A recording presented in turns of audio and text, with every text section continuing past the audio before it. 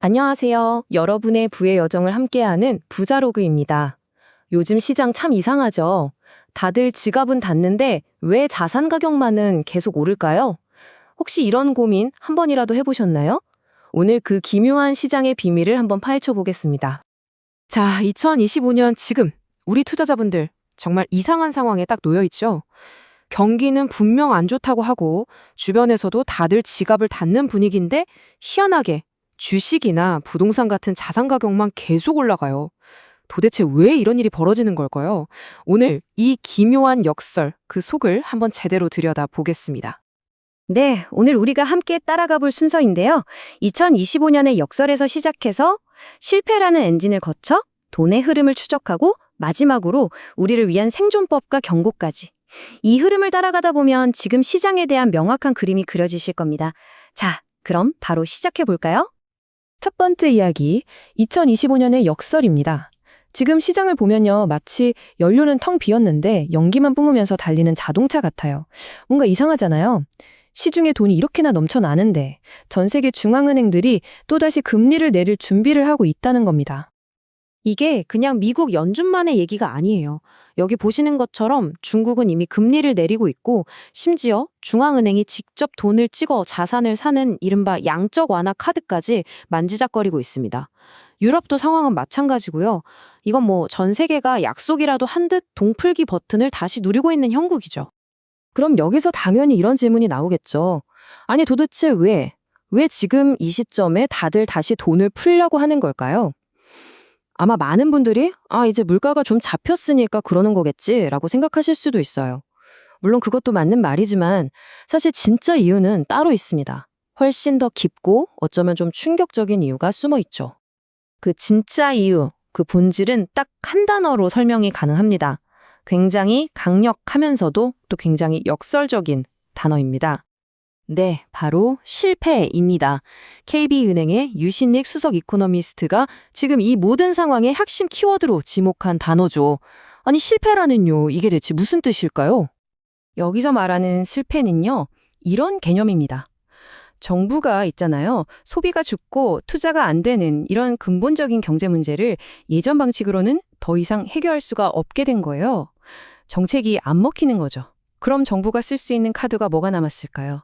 맞습니다. 딱 하나, 그냥 돈을 푸는 겁니다. 돈을 찍어내는 것 말고는 방법이 없는 정책적 막다른 길에 다다랐다는 거죠.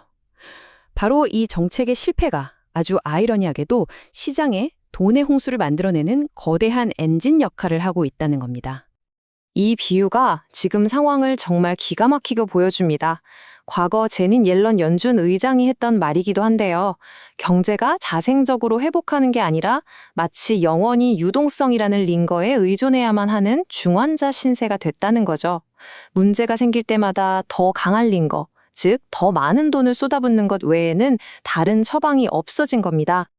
자, 그럼 이제 핵심이 명확해졌죠? 이 실패라는 엔진이 뿜어내는 어마어마한 돈들. 과연 이 돈은 전부 어디로 흘러가는 걸까요? 여기서 정말 중요한 포인트가 하나 있습니다. 이 돈, 절대로 우리 모두에게 공평하게 흘러가지 않는다는 겁니다. 바로 중앙화 효과라는 것 때문이에요.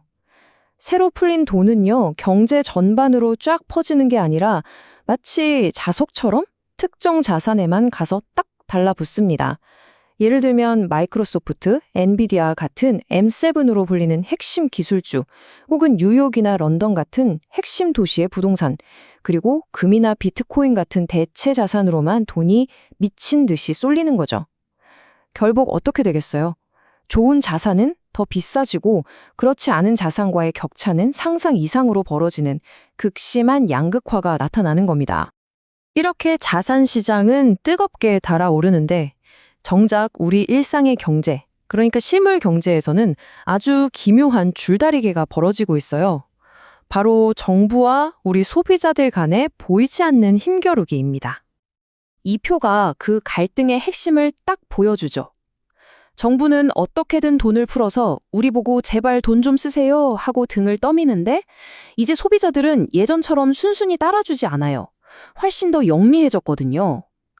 아니 지금 말고 나중에 사면 더 쌀 텐데 하면서 버티기에 들어간 겁니다.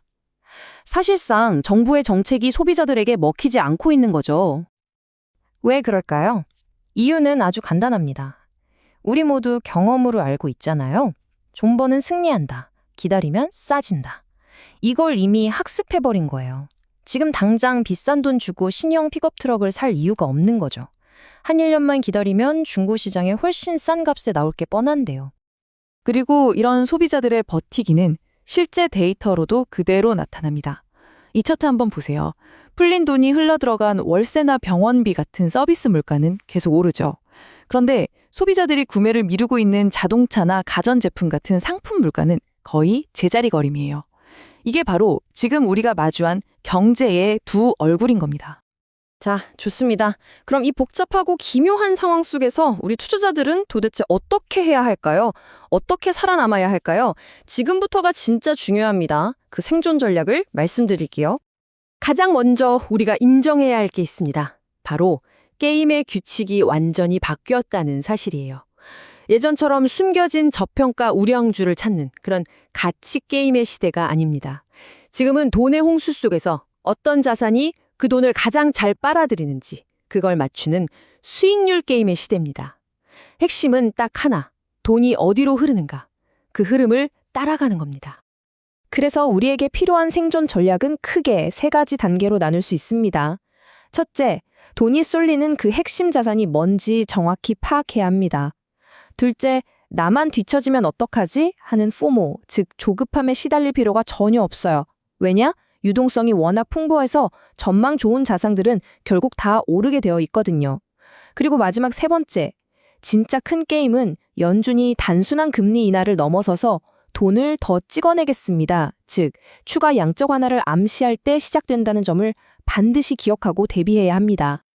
이 전략을 뒷받침하는 아주 강력한 증거가 있습니다. 현재 미국 가계의 저축률은 4%로 굉장히 낮아요. 그런데 소득은 역대 최고 수준입니다. 이게 뭘 의미할까요? 네, 맞습니다. 사람들이 벌어들인 돈, 그 남는 돈이 소비로 가지 않고 고스란히 금융시장으로 흘러 들어갔다는 뜻입니다. 다음 상승장을 밀어올릴 엄청난 실탄이 이미 장전되어 있다는 얘기죠. 이제 오늘 이야기의 하이라이트입니다. 이 모는 사이클의 마지막 단계에서 여러분의 소중한 자산을 지켜줄 가장 결정적인 경고입니다. 다른 건 다 잊으셔도 좋은데 이것 하나만은 제발 꼭 기억해 주십시오. 시장은요, 무너지기 바로 직전에 가장 완벽하고 가장 아름다워 보인다는 사실입니다. 모든 게 좋아 보이고 모두가 환호할 때가 사실은 가장 위험한 순간이라는 거죠. 자, 그럼 이 버블의 마지막은 어떤 모습일까요? 아마 이렇게 흘러갈 겁니다. 2026년 중반쯤 되면요, 이제 금리 인하 효과가 슬슬 나타나면서 사람들이 드디어 지갑을 열기 시작해요. 그러면 소비, GDP, 온갖 경제 지표가 막 엄청나게 좋게 나오겠죠. 바로 그때 언론에서는 난리가 날 겁니다. 거봐라, 우리 경제 펀더멘탈이 이렇게 튼튼했다. 이 자산 가격 상승은 다 이유가 있었다 하면서요. 이거 어디서 많이 본 그림 아닌가요? 맞습니다. 딱 2008년 금융위기 터지기 직전의 모습과 판박일 겁니다. 마침내 실물 경제가 좋아 보인다는 이유로 자산 버블이 정당화되는 바로 그 순간, 모든 사람이 이 호황이 진짜라고 믿으며 축배를 들고 있을 때 과연 여러분은 어떤 선택을 하시겠습니까? 이것이 2025년 시장의 비밀이 우리 모두에게 던지는 마지막 질문입니다. 부자로그는 여러분의 부의 여정을 함께합니다. 구독과 좋아요, 알림 설정은 더 좋은 콘텐츠를 만드는데 정말 큰 힘이 됩니다.